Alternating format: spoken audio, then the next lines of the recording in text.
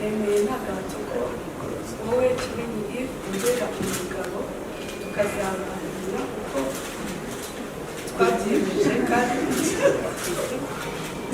dukurikije uko amategeko ya Repubulika y'u Rwanda abiteganya.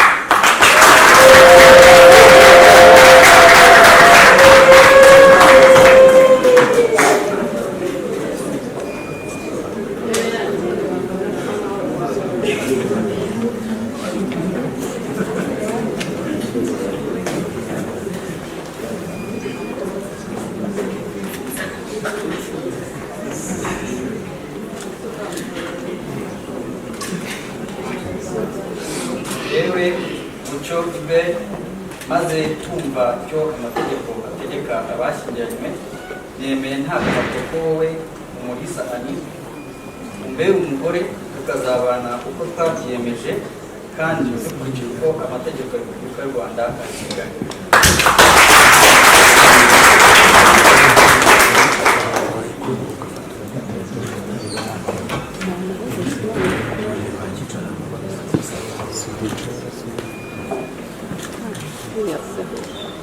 Bino rwose nabashatse ndavuga hakubeshya uramwumva nta basitari barimo hano nababuze ntabwe n'ijwi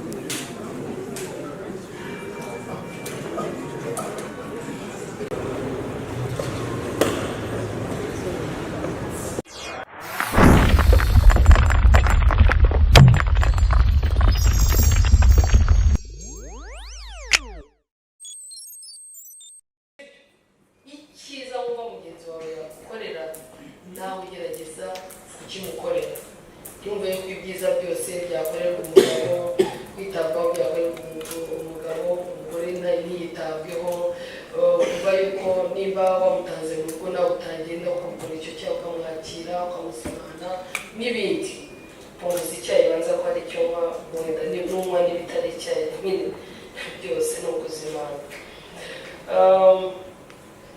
Mu nshingano z'abashakanye harimo kubyara no kurera. Umugore n'umugabo bafatanya mu nshingano yo kubyara no kurera, aho umugabo iyo akimara kumenya ko umugore we atwite agerageza kumubungabunga no kumwitaho, agerageza kumuba hafi cyane ko hari n'igihe hari usanga akavuga nabi, ugerageza gukora ibishoboka byose kugira ngo ntihagire ikibi kimugeraho, kuko iyo kimugezeho kigira ingaruka ku mwana. Iyo umwana rero nanone amaze kuvuka mwembi murafatanya, mwirinda icyo umwana yaba muriho mukomeye mufite ubwenge mushobora kumukorera, yaba mu buzima bwe bwa buri munsi, mu mibereho myiza ye ya buri munsi, mu burere bwe, mu burezi bwe, ababyeyi bombi barafatanya. Ikindi ni uko itegeko risaba nanone mwembi kuganira ku mazina mugiye kwita umwana wanyu. Uzagerageze kumuha amazina meza, kubatoranyiriza amazina mazima, amazina umwana atifuza guhindura amaze gukura, amaze kumenya ubwenge, mu buryo wenda iryo zina rishobora kumutera ipfunwe. Ikindi ni uko iyo mukimara kubyara umwana yandikwa mu ibarurisha n'ibara ry'igihugu. Ntabwo mugitegereza ya minsi 7 ngo mugiye kwita izina ngo umwana avuka mwariteguye kuko muva kwa muganga mwamaze kumwandikisha. Birasaba rero ko mubiganiraho mbere kugira ngo umwana wanyu ajye kuvuka yahawe izina. Ikindi mu byo mukora byose muzafatanye mu burere bw'abana.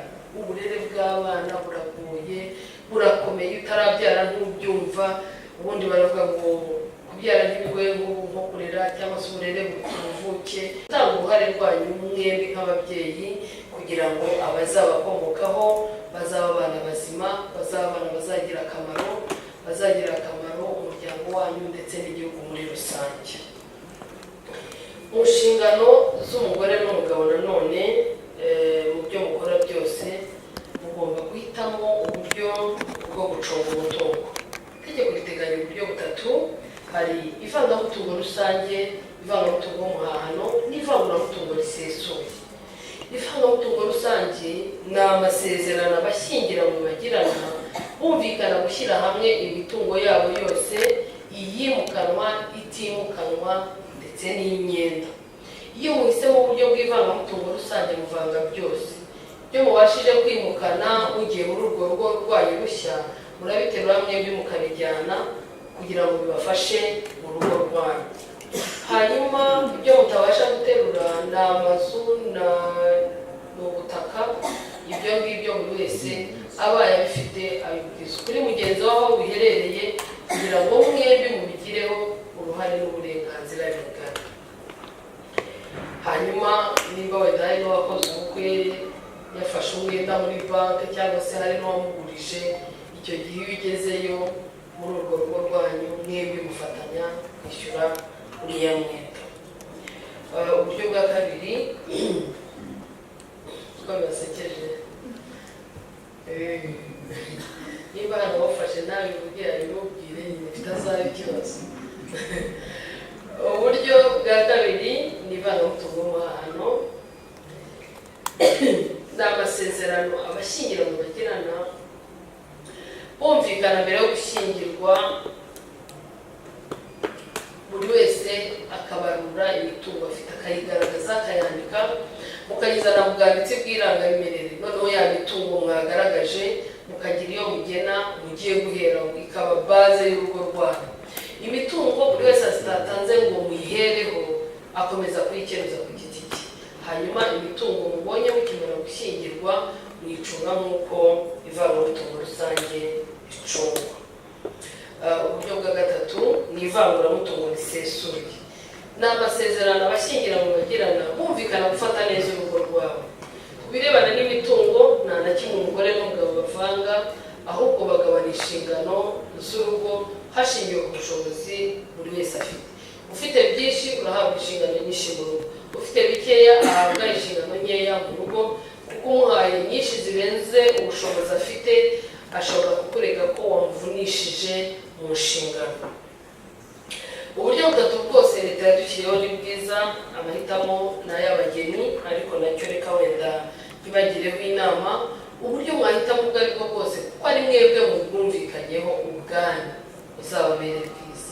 Ubwo ni bwo buryo bwiza bwanyu, muzabukoreshe neza, muzirinde gusesagura, muzirinde kwiyima, muzirinde icyabatandukanya gishingiye ku mitungo. Muzashaka imitungo muzayibone, ariko mu by'ukuri ntekereza ko uwo mwicaranye aha ngaha uyu munsi niho wamwitoranyirije, niho wamuhisemo kunyurwa nawe, sibyo? Buri wese azirinde guca inyuma mugenzi we. Igituma ndiho ntinda kuri iki kintu, imanza duhura nazo ni iz'ubusambanyi hagati y'umugore n'umugabo, ni iz'ubusambanyi, guca inyuma bireze nibyo byibereyeho. Rero muzabyirinde. Guta urugo mu gihe kingana n'amezi 12 akurikirana. Umuntu yavuye mu rugo aragenda, amezi 12 ararangiye, nta mpamvu izwi, iyo bigaragaye mwegera urukiko. Ubwo n'uwasigaye agatanga ikirego agasaba gutandukana na mugenzi we.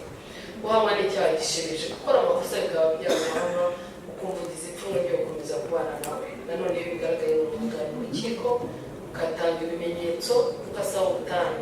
Kwanga gutanga imitungo urugo k'umuntu bashakanye, inshingano yo gutunga urugo irekera imbere, ikorwa na mwembi. Iyo rero hari uwanze gutanga imitungo urugo kandi afite ubushobozi, biba intandaro yo gutandukana. Muzabyirinde. Ukoze undi ku nkeke. Inkeke ziri mu bwoko bwinshi, ntabwo ndi bujye mu moko y'inkeke, ariko inkeke iyo ari yo yose irabangamye. Buri wese azirinde kuba yahoza ku nkeke mugenzi we, ututo kwa hato na hato amagambo atari meza kuri mugenzi wawe. Ntabwo ibyo bintu byatuma umuntu yubaka urugo. Urugo rwubakwa mu mahoro, mu munezero, mu rukundo. Rero iyo haje ibibangama biba intandaro yo gutandukana. Buri wese azabyirinde. Ihohotera rishingiye ku gitsina, gukoresha imibonano mpuzabitsina mugenzi wawe mutaganiriye, kuko ibintu byose biba hagati y'umugore n'umugabo bica mu biganiro, rero iyo hari ubikoze ataganiriye na mugenzi we biba intandaro yo gutandukana. Muzirinde kuko uragenda iyo hagaragayemo nyine ibyo bimenyetso mugere ku rukiko ugasaba gutandukana kwa burundu. Impamvu ya karindwi ni ukuba umugore n'umugabo bamaze igihe kirenga amezi 12 bashyingiranywe ntibabashe kubana, ntibabashe kuzuza inshingano zibemerera kwitwa umugore cyangwa se umugabo. Nanone iyo bigaragaye ugana urukiko ugasaba ubutane. Impamvu ya nyuma ni ukuba umwe mu bashakanye ashobora gukorera ikosa mugenzi we ukumva nimwahita mutandukana burundu, umwe kuko agafata icyemezo cyo kwitandukanya ku bushake, umwe agafata icyumba cye undi icyumba cye, ukamuha igihe kingana n'imyaka 2 umugenzura uriya makosa murebe ko yikosora. Iyo imyaka 2 ishize yikosoye murasubirana, imyaka 2 ishize atikosoye mwegera urukiko mukabereka ko mwitandukanije ku bushake, bakabishingiraho bakaba gutandukana kwa burundu. Impamvu ya nyuma ni ukuba nayivuze iyo ngiyo. Ubundi impamvu yakabaye isezerano ni urupfu. Iyo habayeho kwitaba Imana rero ko umuntu bashakanye nibwo noneho usigaye aba abonye uburenganzira bwo gushaka. Ariko itegeko rikatubwira ko nanone iyo hitabye Imana umugabo ntabwo umugore yemerewe gushaka mbere y'iminsi 300. Kuko wa mugabo witabye Imana ashobora gusiga gutera inda, washaka mbere y'icyo gihe uriya mwana ukaba wamwitirira ise utariho. Ubundi uramutse ubyifuje wakwegera muganga akemeza ko nta nda ufite, none ukabona uburenganzira bwo gushaka.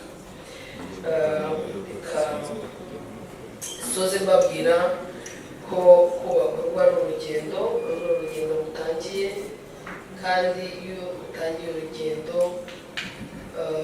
ushobora kuhaboneramo ibintu byinshi, harimo ibyiza, harimo inzitizi, harimo ibibi. Ibyo byose uba witeguye ko uzahura nabyo. Rero birasaba ko buri wese azafasha mugenzi we muri uru rugendo, azaba hafi mugenzi we muri uru rugendo, azirinda icyatuma atandukana na mugenzi we mu byaba byagaragaye ibyo ari byo byose. Ari ibi byiza byo banza bitatuma umuntu atandukana na mugenzi we.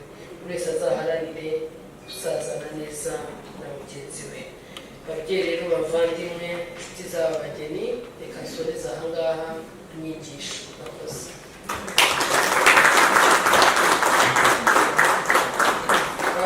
Reka nsabe abageni bwa nyuma ko gufata icyemezo nyine kugira ngo iyo ugiye hari wafashe kukuka. Nabwiye ko gushyingirwa si agahato, ni ubushake. Mubaye mufite ubushake ndabashyingira, mubaye nta bushake mwumva harimo wenda izindi nzitizi, turasoreza mbaha amashyi gusezerana. Mwaba mwifuza gushyingirwa?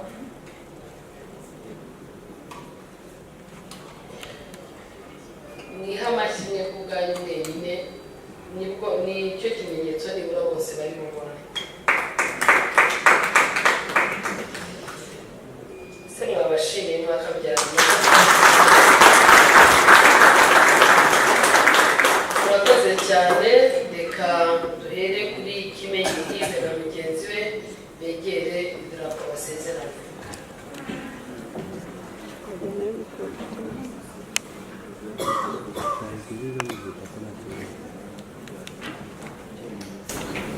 Turahera ku musore.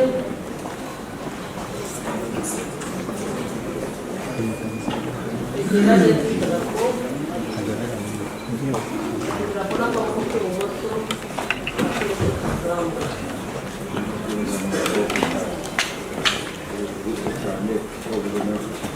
Yewe Kimenyi Yves maze kumva icyo amategeko ategeka abashyingiranywe, nemeye nta gahato ko wowe wasemwe Claudine umubera ku mugore, ukazabana uko twabyiyemeje kandi dukurikije uko amategeko ya Repubulika y'u Rwanda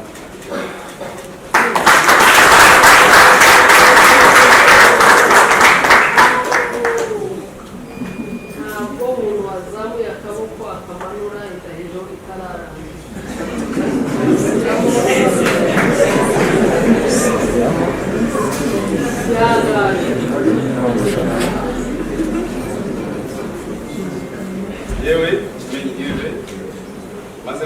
icyo amategeko ategeka abashyingiranywe, nemeye nta gahato ko wowe Uwase Mwami Claudine umbera umugore tukazabana uko twabyiyemeje kandi dukurikije uko amategeko ya Repubulika y'u Rwanda abiteganya.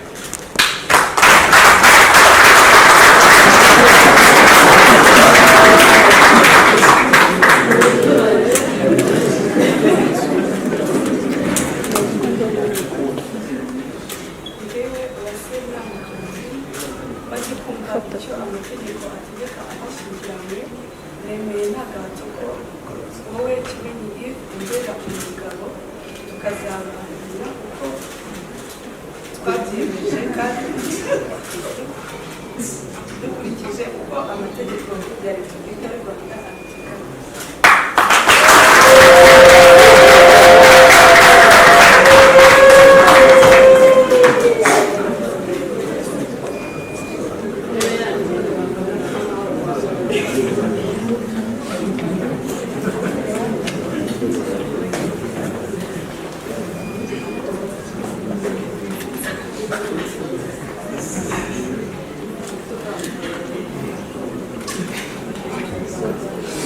yewe Mucyo Ibe, maze kumva icyo amategeko ategeka abashyingiranywe, nemeye nta gahato ko wowe Umulisa Ani umbera umugore tukazabana uko twabyiyemeje kandi dukurikije uko amategeko ya Repubulika y'u Rwanda abiteganya.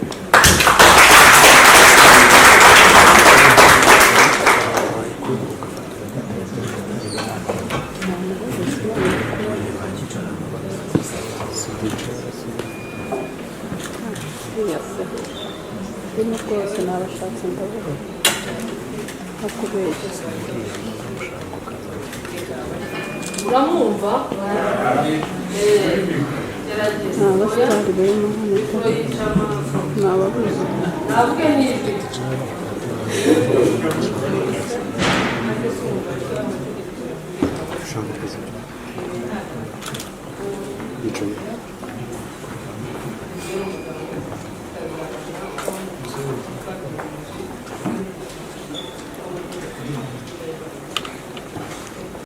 bashyingiranywe nk'uko amategeko abiteganya.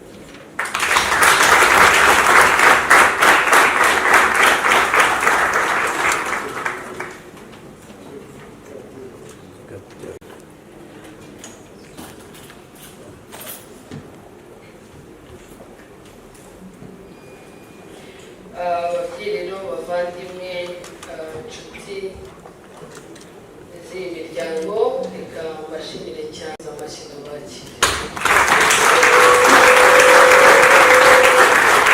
Bigaragara ko Kimenyi Yves abaye umugabo w'isezerano wa Uwase Muyango Claudine.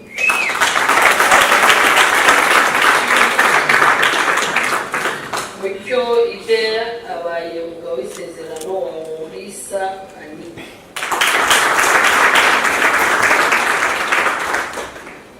Reka mfate umwanya mbifurize kuzagira urugo rwiza, kuzagira urugo rwiza rugendwa rurimo amahoro, umunezero, urukundo.